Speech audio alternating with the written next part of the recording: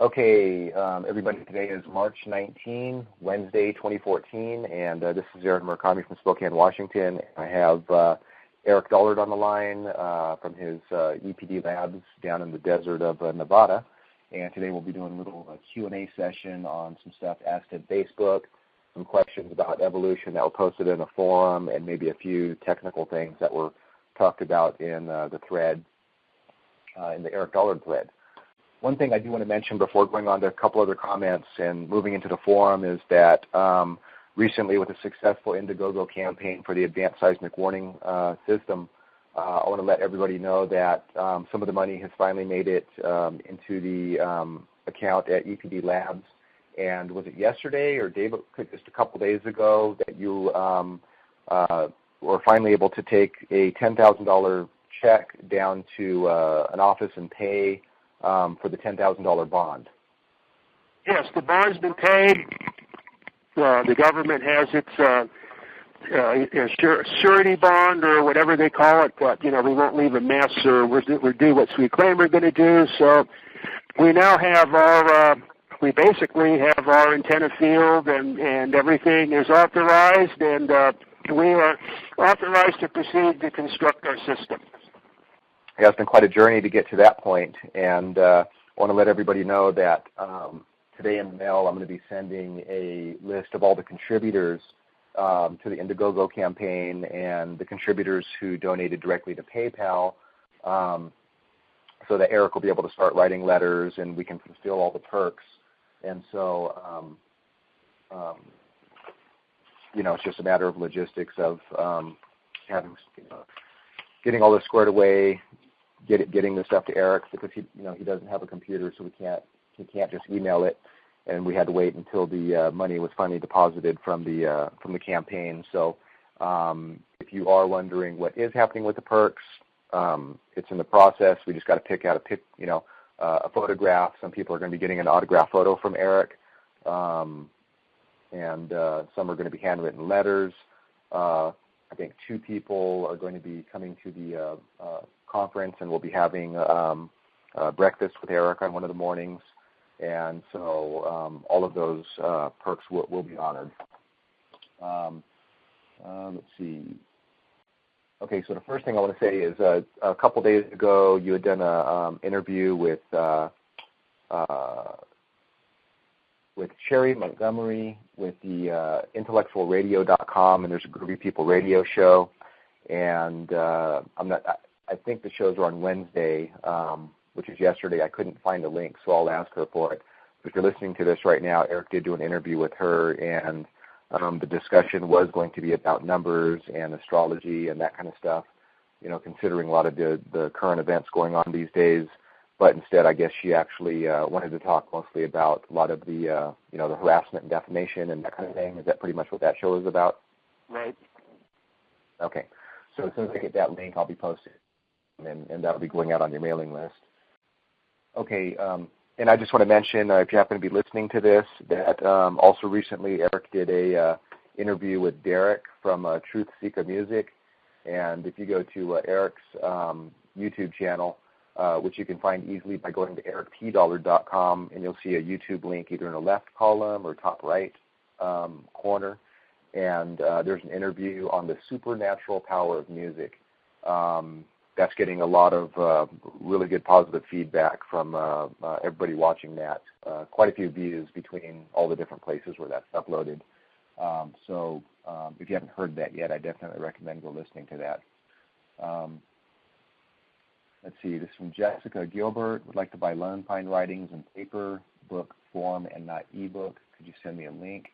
The Lone Pine Writings is just in PDF from which is available on ericpdollard.com right now. The permissions are set so that you can print it out if you want. It only costs about $4 or $5, like at an Office Depot, to have them put it into a comb or spiral bound or something. We do have plans to actually put these in paperback and hardback through like Amazon, Adam Bull Solomon Books Company, and elsewhere.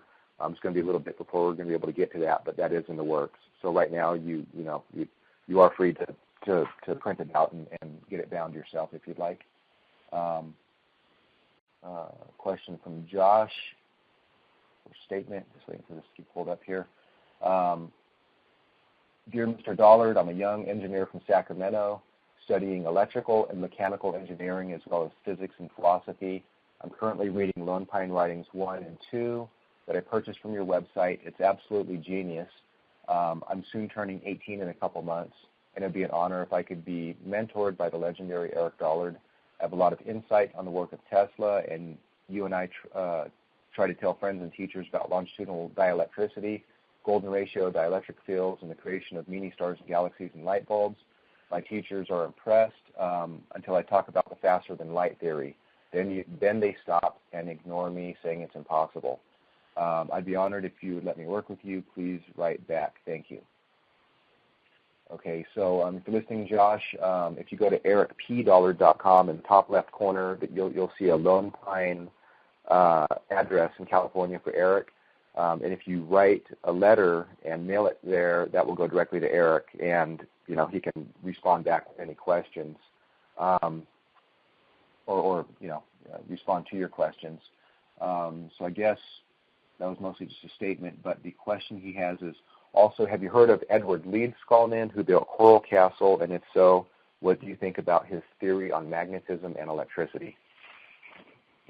I know about it, but I haven't really seen much in the way of a theory that allows for anything to be developed, so I haven't paid a lot of attention to that other than it's just another one of these anomalies that demands explanation. Yeah, it's an anomaly as, how he did what he did. There's nothing descriptive enough to duplicate it or define it. So I really don't pay much attention to things that I can't immediately turn into an engineering reality. Right.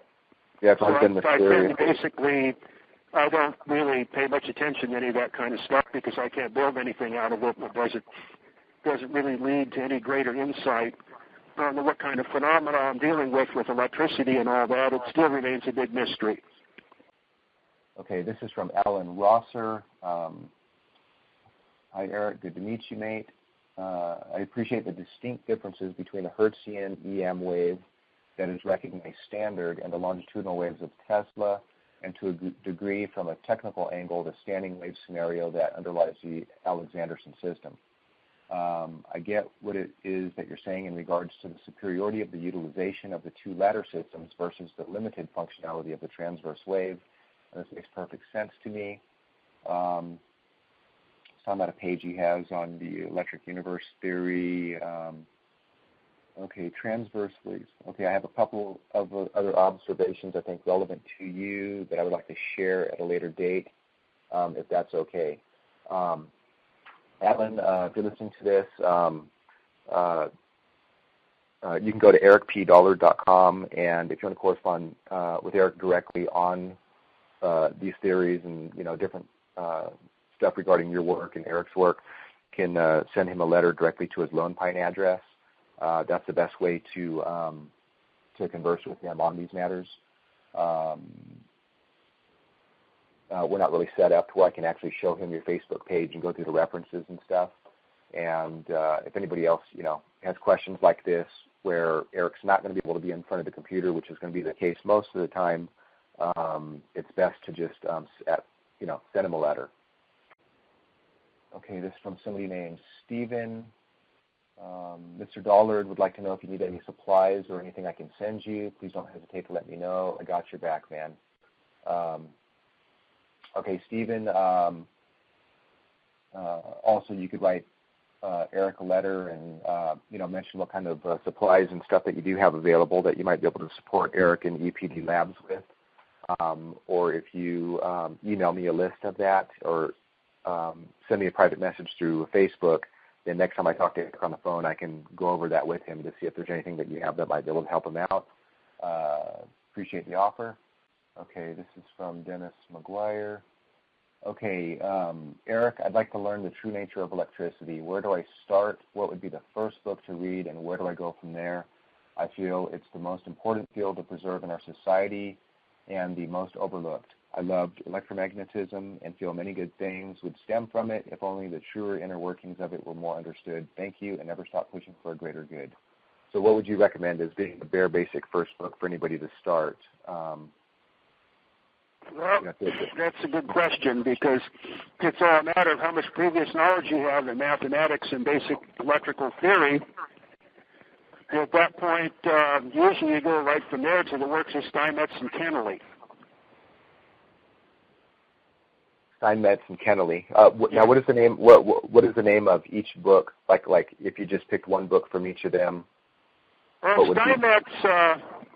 Steinmetz produced numerous books and gave numerous lectures and and presentations. And the thing is just to start gathering that stuff up.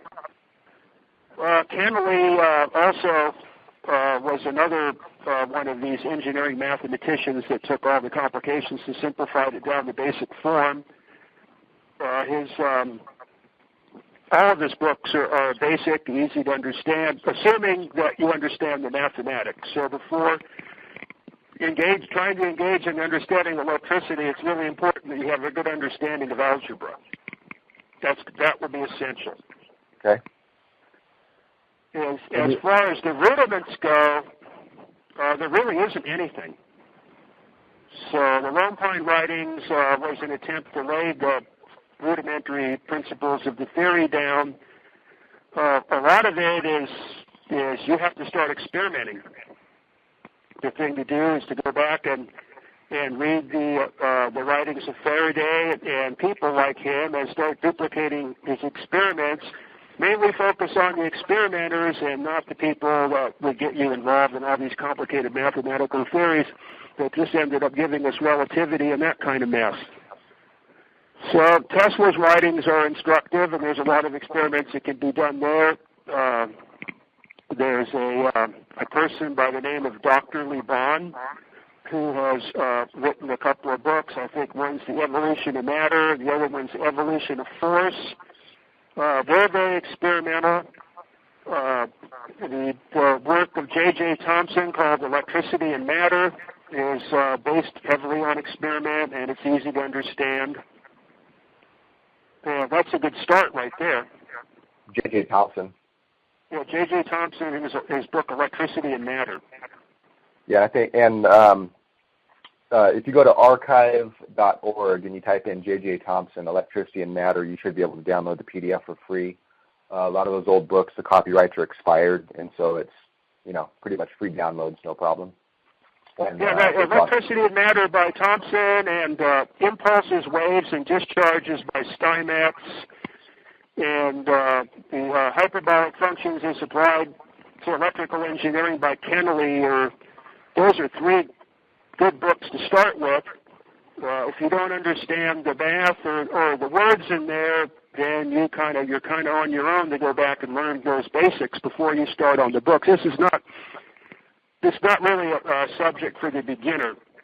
That's the complication. It's really hard to find a beginning point in this. Either you're in it or you're not. So it's very difficult for me to suggest to people who have no previous knowledge in this whatsoever how to start. I mean, I started when I was 6 years old, and it was pretty much done in a method of lining up with utility companies and doing lots of experiments, and it's that got me to the point by the time I was 18 years old that I could really move forward. But this is not something that you can just do in the course of a month. Right. Okay. Let's see. We have a comment to you from Raul. Let's see. I don't know anything about anything in science or electricity, but I've been watching your posts at Energetic Forum, and I've watched a ton of videos that are on YouTube with your lectures and interviews. Thank you for blowing my mind every single time. I probably never will be in a lab or become an engineer or none of that, because that's not what I want to do, but I know you're a genius. I probably still part of the society you always describe, but I'm only 22. I'm still finding my way out, and you're helping. So your work, Eric, is definitely having an impact on the younger generation. That's encouraging. That's awesome. Okay, so here's a comment or question from Yotam.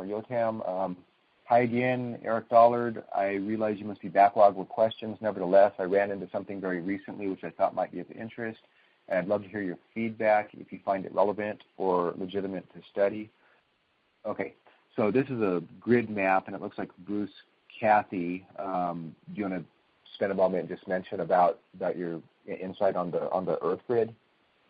Well, I've never been much for Bruce Cathy. I think he kind of strips things way out beyond what was reasonable with his numerology and all the rest of this stuff. But that's not to say there isn't some kind of Earth grid system, but I'm just not really much into Bruce Cathy. Right. But there are definitely certain points that are more more significant than others. Like, for example, maybe like the Integratron or like the RCA site. Are they supposed to? Yeah, the Integratron was specifically, that site was specifically chosen to build that structure by using a radioelectric methodology. The same thing with the RCA station in Bolinas and the other 4 that were put around the world to operate in conjunction with it. The early telegraph sites from the railroad days were put in specific locations so the batteries weren't necessary. They could be run off of the currents that were naturally available at these particular spots. Well, you can see just by the way the vegetation grows and the way the clouds form, there's definitely some kind of network of energies that has a geometric pattern across the surface of the Earth. There's no doubt about that. Okay. Let's see, this is from Bella. Hi, Mr. Dollard. I'm a student of naturopathy and heard you say on YouTube how when you had a friend between speakers at the right frequency and conditions, his back pain went away. Now, I know the pain in the body is caused by accumulation of positive ions, mostly H+, and when one takes bitter herbs, which are negatively charged, pain can go away for a while because the acidity was neutralized. It is one thing to buffer that acidity, and it's a different thing to eliminate the acids. My question is, has the music frequency eliminated those positive ions, or has it buffered them? Thanks for taking the time to consider my question. Kind regards, Isabel. I guess that's I'm not looking at it in terms of ionization. I'm looking at it in the terms of standing waves. It's more of a mechanical type of phenomenon. But that's not to say that won't in turn induce some kind of chemical changes. Right. So what kind of analogy would you use to describe to the layman a standing wave? Well, an example of a standing wave, if you have like a wire between 2 poles, and then the wind gets to blowing on us, the wire will go into a galloping oscillation, and there will be one point along the wire where there will always be a peak, and there will be another point in the wire where there will always be a node. So a guitar string or a piano string is the same thing. And a guitar string, each string has a different set of mechanical circumstances. It gives it a particular pitch, and that gives it a particular wavelength. So on the guitar, the string has a standing wave on it. So the one part of the standing wave, which is the terminals, doesn't move. That's the current end. And then there's another part where the vibration is very pronounced and visible, and that would be called the voltage part. So that represents a standing wave. So you can set up standing waves in your body and deliver harmonic energy in a mechanical form to basically any point in the body. And then that mechanical force will loosen up any like congestions or buildups or strains. From mechanical level, and as far as ionization and that goes, I don't see a direct connection there. But that is part of what's going on. Acid body pH is the primary reason for ill health. Right. Now with these standing waves, would you say there's a certain wavelength to these different vibrations? Right. And I know from a lot of the research I was involved in with some medical doctors, and this quite a while back. Just looking at a lot of the applications of light therapy, for example, red light. It's about 660 nanometers, and that's about the wavelength of that's the same size as a red blood cell, for example, getting close to like this mitochondrial size, and when it's stimulated, by those type of frequencies that ATP production goes up, and simultaneously these redox signaling molecules are produced, which in turn are important in neutralizing acidity, and they activate the antioxidants. So a lot of that, what you're kind of describing, is directly related to the research in light therapy, what's been found to be happening at the chemical level or biochemical level. Yeah, so what I'm talking about basically would be called sound therapy. Right. And the waveforms in this situation are complex. They're not just simple sine waves like a guitar string. They're compounds of waves that can appear dormant for a very large portion of the cycle, and then there'll be one angle on the cycle where all the waves will compound, and you will get a very sharp transient, and then the wave will disappear again, even though the wave has a period of, let's say, 1/10 of a second. There's only going to be a point of 1/10,000th of a second where the wave is going to manifest. During the rest of that point, it has itself canceled out. The same situation exists in space. You set up a complex waveform. It causes all these pressure and vacuum nodes to appear, like the little, ball bearing on the stick atom diagrams that you see in basic science books. And these things will materialize in your body and move around and almost be like a physical object of their own, and then they in turn impart their physical forces on the body, and then, of course, the body resonates to certain frequencies. It's a complicated situation to define, but my experience is it is helpful to expose the body to that. Right. Okay, this is from Trace. Eric, what do you know about the car Tesla built that was electric? It says back in the 60s, looked like some sort of tube designed to pull energy out of the air. Yeah, that's been a persistent rumor, but I haven't really determined it to be factual. It's like some 1930s or something, Pierce Arrow or whatever. Yeah, that's a story. I think that's something that was hatched up by Arthur Matthews, which really dumped a lot of garbage into the understanding of Tesla. But that's not to say that he didn't do something like that, but that is not anything that I've ran across in my research into Tesla's work. Okay, so Eric, in the official Eric Dollard forum at energeticforum.com, Sigma88 on March 5th, 2014, started a new thread. It has about 20 or 30 something posts in it. It seems from Australia. And I'm not going to read all those posts. It's just some back and forths between some of the different members on the whole topic of evolution. But I'll just read his first one, and then you can, give your own answer. The title of the question is, why doesn't Eric Dollard believe in evolution? Does he have any evidence to justify his beliefs in a created Earth? I've watched almost all his videos, and he gives explanations and evidence, science for most of what he says. But whenever he mentions evolution, he basically moves on a few seconds later and doesn't explain himself. That is out of character for Eric. I understand that the videos are about electricity and not evolution, but also the creation does sort of, what I've heard from him, fit with the theory of his theory of the universe. So that kind of explains him not covering it through the comments or explanations in the videos. I've only read one Eric Dollard book so far, by the way, so I have not covered his thoughts to know what his full thinking is, basically on this topic. Does anybody know why he believes this? And I think part of this is from, talk of the cosmic induction generator and the formative forces and that kind of thing. So what is your take on evolution versus creation, or a mix of them, or whatever? Well, there's all these different components. So, you have a component of evolution and you have a component of creation, but the fundamental force is the creation aspect. So basically it can simply be made analogous to if you have an electric field or a magnetic field or dielectric field or any of these type of things that matter within that field will tend to organize itself in specific geometric forms.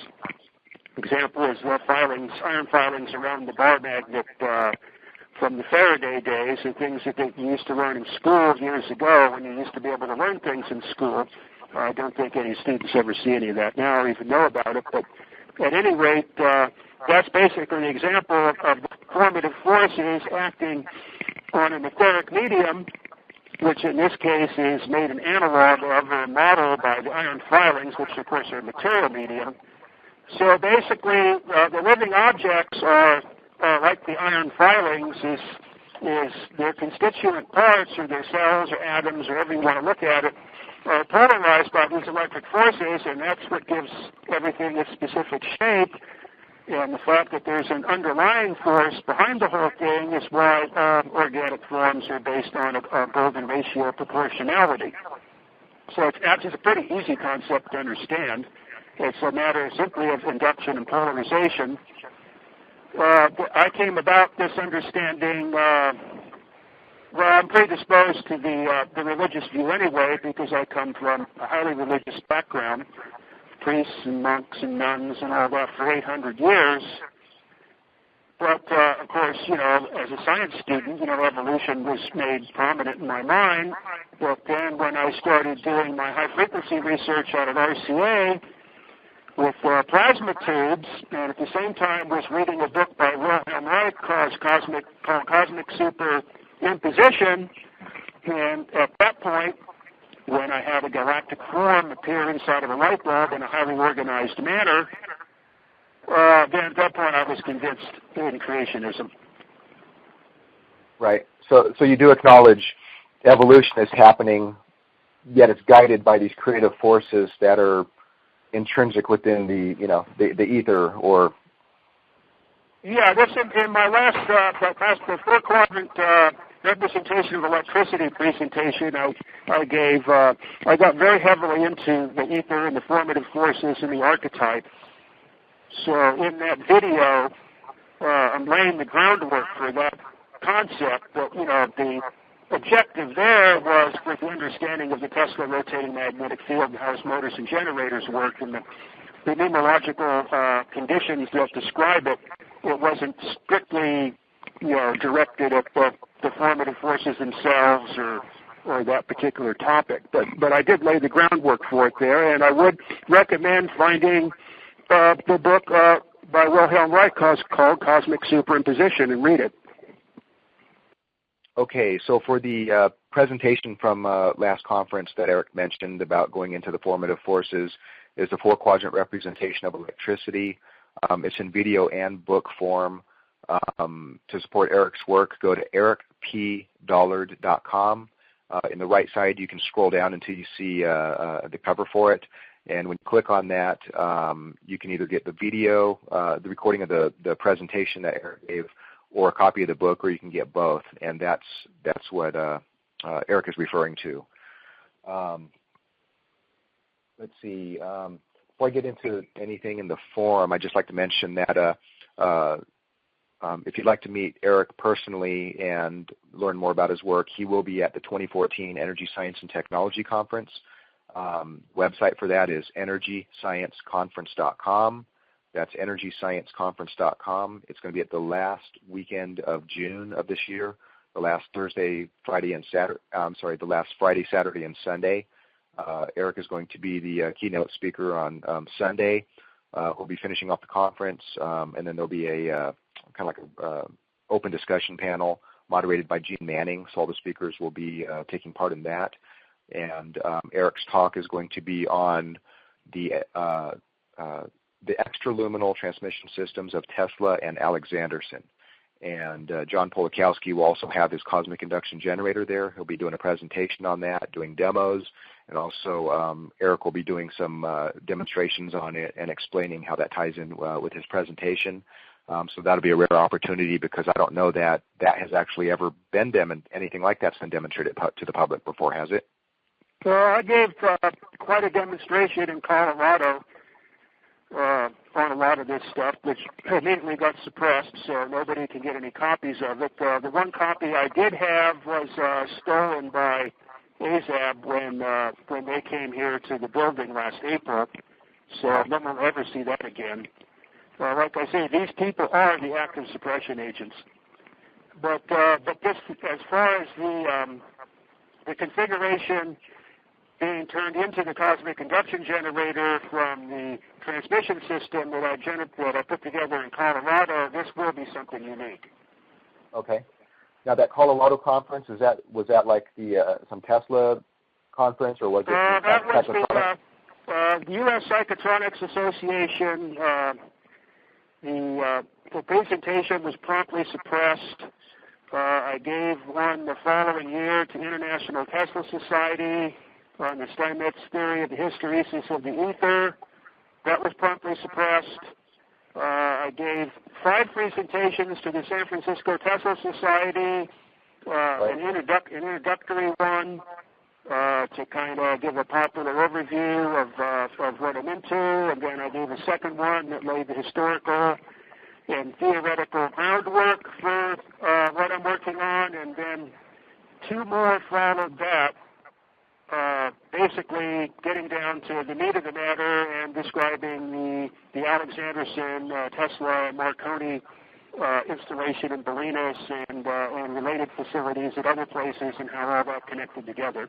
And none of that material will ever be released by the Tesla Society.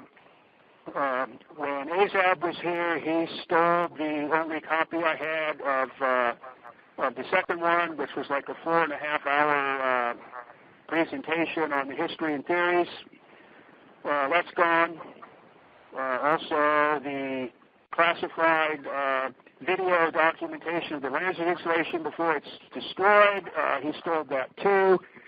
Okay. Do you know who somebody named August Hund is? No.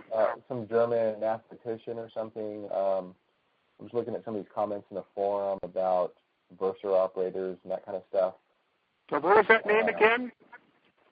August Hund or Hund, H-U-N-D.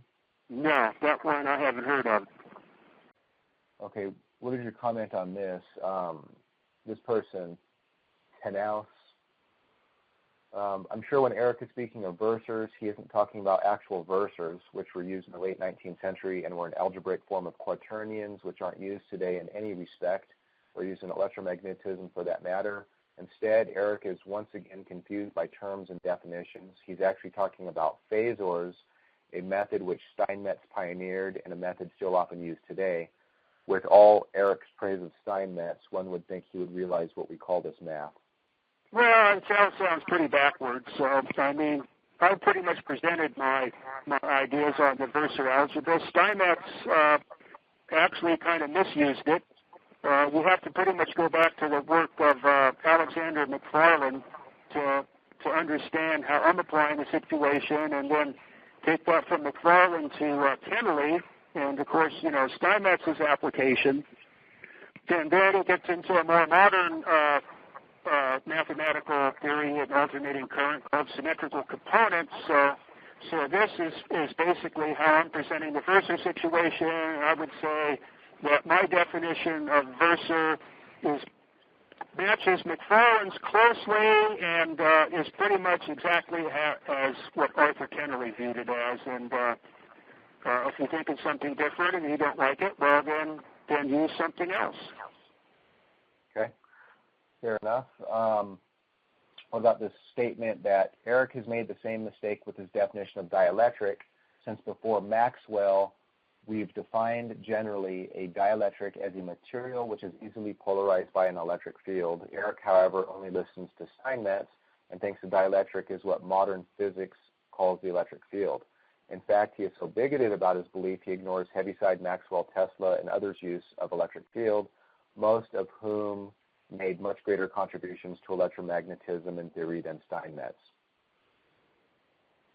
Yeah, it sounds like the same routine. I don't know if I even want to say much about it, really. Right. So the thing about Steinmetz is, and the reason why I focused on Steinmetz, is Steinmetz was the one, with the assistance of Kennelly and Heaviside before him, that rendered electricity engineerable. So I stick with the concepts that make electricity engineerable. Physics can't engineer anything. I could go grab one of the world's brightest physicists and drag them to Lone Pine and sit them down in front of the foreman of LA Department of Water and Power, who ask them to design a 12 kV power line or a 4 kV power line to go from one end of the town to the other, and they would not be capable of doing it. Right. So, let them whatever they want. If you don't like the material that I'm providing, well, then don't get involved in it. I'm not making any of this stuff up myself. I'm building upon the framework that these people built before me. Right. And I am also one of the biggest critics of Steinmetz, too, because the dimensions are never resolved in his equations. He leaves things out. There's assumed partial differentials. There's things made, unit value that causes their dimensions to be lost. It's virtually impossible to go through his work and retain a set of dimensions that align up properly. But, everything has its limitations. Tesla had his limitations, too. Right. So that was the way it was. This is not, electricity is not something that's understood. These are our approaches. I'm an electrical engineer. I have to make things that work. If the light doesn't ring or the light doesn't light up or the telephone doesn't ring at the end of the day, I don't get paid. Right. That's the bottom line. Well, obviously, with these type of statements by, certain individuals, they haven't done their due diligence to actually research what your work is about and what you have stated about it, because some of what you mentioned has been, sprinkled through a lot of your work for years, it looks like, so. Yeah, I've always been very conservative in this, because of the situation, like, it's been exemplified by this particular individual, that I don't make anything up. I'm going back and building upon the foundation laid by 3 or 4 very, prominent electrical workers. Right, and you're talking about like the math models and stuff, but I mean, you definitely have, invented plenty of things building from those devices so that, people have a distinction that you're not saying you invented it out of thin air, but you have actually had your own innovations as well. Yeah, I have, my improvement on the Alexanderson antenna, my improvements on the Tesla transmission and networks that I've developed, and, these things are basically on a discovery level, and my mathematical understanding has allowed me to come across these discoveries. I mean, the math is valid on that standpoint. It's not something that the math I didn't invent. I just took the materials that were available for me that, I picked up the trail to Steinmetz and then worked back all the way back to Pythagoras and, and I made my presentation on it. If you don't like the terms or the words that I use, well, then you have to go back and blame the people that made them up. Right. And one thing that's going to be a continued conflict here, and this is what's evidenced right now, is my work unnerves the physicists, because basically physicists have no business getting involved in electricity. The physicists want to believe that they've figured out the key to the universe and that they have an explanation for everything, and they don't.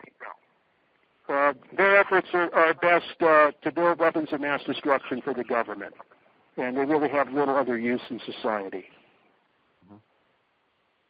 So I think that just wraps that right up. Okay.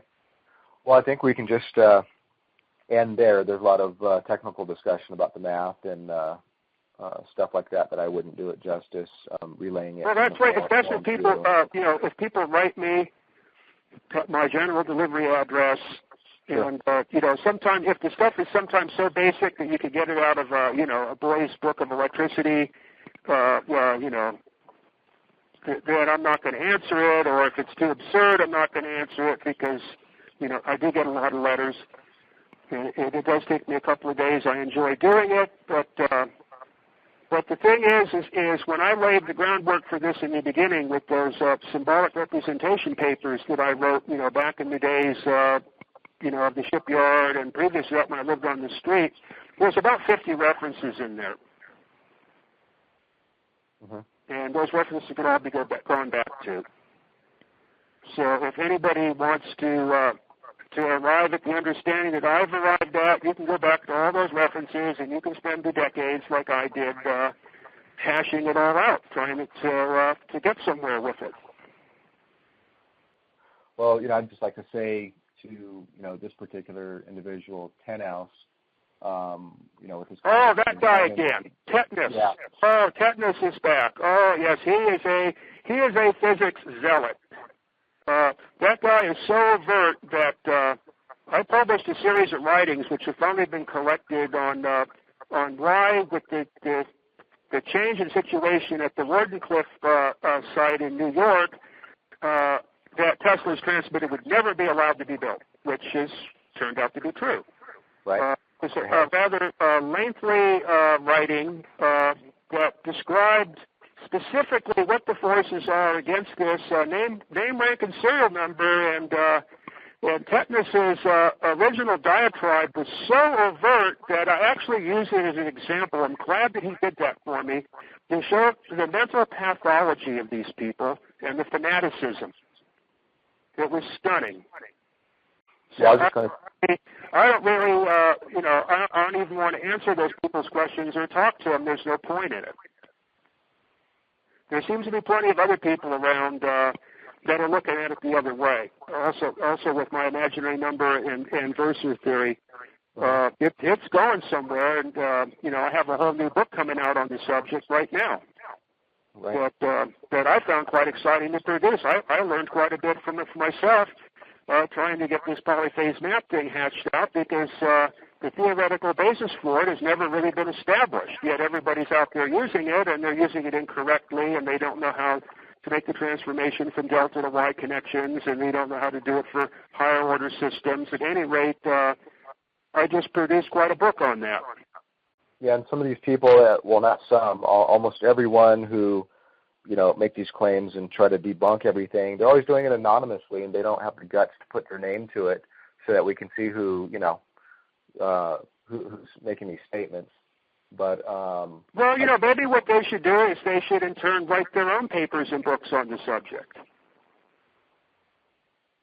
if they had that ability.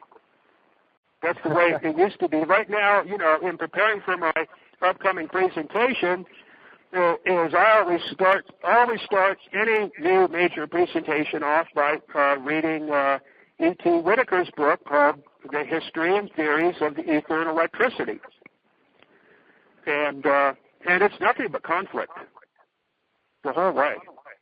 And no really solid theory has ever been worked out. During the years of natural philosophy, that ended in 1900, but before that, particularly the day of Faraday, it wasn't all this blind attack of one person's ideas against the other. It was more coordinated. But now, physics is a state science with Al Gore as the Pope, that's running this para-religious notion of E equals MC squared. And it's just like Azab and the rest of those people. You'll never get anywhere with them. Uh-huh. There's no point in even talking to those people. Where I'm going through Whittaker's book, and he approaches it from the mathematics standpoint. So, a lot of stuff gets left out. I think the mathematics went totally overboard, and it just became an obsession. And now the physicists are married to, their overboard obsession. But every one of these famous people, their theories had, major holes and flaws, and then, somebody else would point this out and that out. It wasn't just all this, vehement attack against somebody that, that was trying to introduce some ideas in the situation that were, in accord with the general view to some level. But now, because it's a religious and, and a socialistic thing, well, then that's how you arrive at people like Tetanus. It's incurable. The socio-psychological standpoint, it's fascinating to study these people's pathological behavior, all of them. Azab and the rest of them, these are, deranged organisms. It's a fascinating study. You can spend your whole life on it. Wilhelm Reich did. But that's not my profession. Right. Okay. Well, I think we can probably wrap it up there. Appreciate your time in answering these. I know people are always excited when they get a chance to hear from you. I know it's not always easy. Where somebody with a computer is not there in front of you to be able to go through the forum and that kind of stuff. So I'm happy to do that when I can. And we can look forward to that one interview coming out with Cherry Montgomery on the Groovy People Show at intellectualradio.com. And I'll post this up on YouTube as soon as I get it put together. This is split between two calls, so they weren't over an hour apiece, and take it from there. So yeah, I think out of all the recent interviews, I think one of the most successful one was the one on the power of music. Yeah, that's getting really good reviews, and a lot of people are talking about that. There was a little bit of conversation about that in the Eric Dollard thread. But you'll get a chance, next time you're in front of a computer, next time I see you or somebody else, we can, put you into the forum and you can go through there and type some responses in there. But, there's been a good amount of activity since the last time we were online together. Well, fortunately, because of the fundraising campaign, there's a lot of my efforts starting tomorrow are going to be dragging telephone poles and string and wire and all that type of stuff. So I will be pretty much out of this for a while until we'll probably see each other around mid-May. Okay. Otherwise, at least on at worst case on a monthly basis, if sometimes it's a little closer, but I pick up all my mail and when people write me letters, I write them back. That's the way to interface with me. Okay. Is there any final thoughts or statements or anything that you have to everybody before we? Yeah, I don't. Other than express my irritation with this ericdollard.com flypaper routine. I'm really requesting the public's help to help me eradicate that. Right. Well, if anybody wants to donate money to a legal defense fund for Eric, there is the addresses in the top left corner of ericpdollard.com. And because legal remedies are being pursued. So, all right, Eric, well, thank you very much. It's always a pleasure. I know everybody's going to be excited to hear from you again, and I'll let everybody know on Facebook who asked questions. I'll just give them a link to this recording so that they can listen to your response to them directly. So with that, have a good journey over to Lone Pine, and we'll be in touch. Okay, I'll talk to you later. Okay, thanks for everything, Eric. Okay, bye-bye. Okay, yep, take care.